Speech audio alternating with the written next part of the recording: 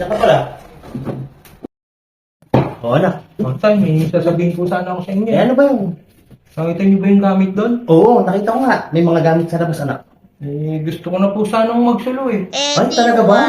Ay, napakaganda ng naisip mo yan, anak. Very good. Hiyang-hiya na po kasi ako doon sa inyo, tay eh.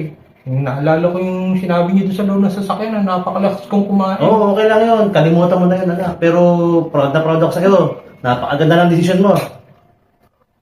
Tay, huwag kang mag-alala. Oo. Dadalawin ko po kayo. Eh, mabuti naman. At paminsan-minsan, magkikita pa rin tayo, Oo, di ba? bigyan niyo na po yung address niyo. Anong bang address? Address niyo? Hindi pa alam mo na may address natin, ah. Tay, hindi man ako aalis eh. Kayo aalis. Bigyan niyo na yung address niyo. Ako, alis, gamit ko ba yun? Opo, gamit ko po yan. Hindi ako basta. Run.